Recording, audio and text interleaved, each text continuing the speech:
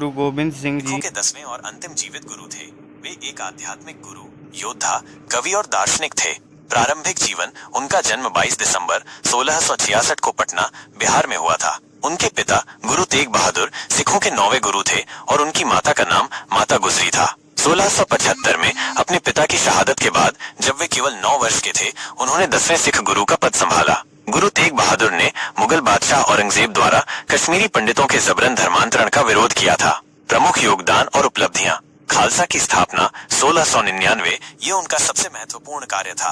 बैसाखी के दिन उन्होंने खालसा पवित्र की स्थापना की, जो एक एकीकृत योद्धा समुदाय था जिसके सदस्यों की एक विशिष्ट पहचान और आचार संहिता थी। उन्होंने पंच प्यारे 5 प्रिय को अमृत चखाया और अमृत संस्कार बपतिस्मा समारोह की प्रथा शुरू की। 5 ककार: उन्होंने 5 धार्मिक वस्तुओं की शुरुआत की जिन्हें 5 ककार के रूप में जाना जाता है, जिन्हें खालसा सिख हमेशा धारण करते हैं। केश: बिना कटे बाल, आध्यात्मिकता और ईश्वर की रचना के प्रति सम्मान का प्रतीक। कंघा: लकड़ी की कंघी, स्वच्छता और अनुशासन का प्रतीक। कड़ा: लोहे या स्टील का कंगन, एकता, शक्ति और ईश्वर के साथ अटूट बंधन का प्रतीक। कृपाण: एक छोटी तलवार, साहस, आत्मरक्षा और कमजोरों और पीड़ितों की रक्षा का प्रतीक। कछेरा: छोटी जांघिया, विनम्रता और नैतिक संयम का प्रतीक। सिंह और कौर की उपाधि: उन्होंने सभी दीक्षित सिख पुरुषों को सिंह शेर और महिलाओं को कौर राजकुमारी उपनाम दिया, जिससे जाति भेद समाप्त हुआ और समानता को बढ़ावा मिला।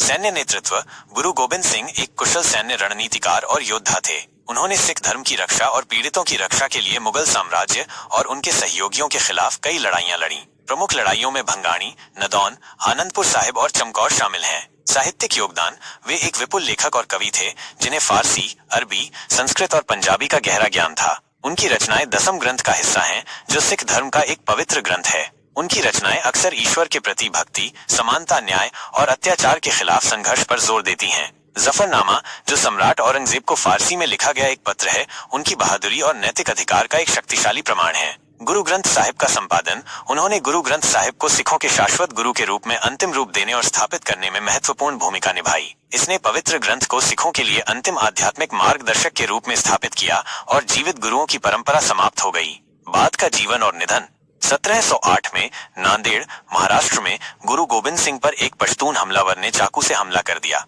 7 अक्टूबर 1708 को उनकी चोटों के कारण उनका निधन हो गया। अपनी मृत्यु से पहले उन्होंने गुरु ग्रंथ साहिब को शाश्वत गुरु घोषित किया, जिससे सिखों के लिए आध्यात्मिक मार्गदर्शन की निरंतरता सुनिश्चित हुई। गुरु गोबिंद सिंह का जीवन साहस, बलिदान और अपने सिद्धांतों के प्रति अटूट प्रतिबद्धता का प्रमाण था। उन्होंने सिख समुदाय को न्याय और समानता के लिए एक शक्तिशाली शक्ति में बदल दिया और एक स्थायी विरासत छोड़ी जो दुनिया भर में लाखों लोगों को प्रेरित करती रहती है।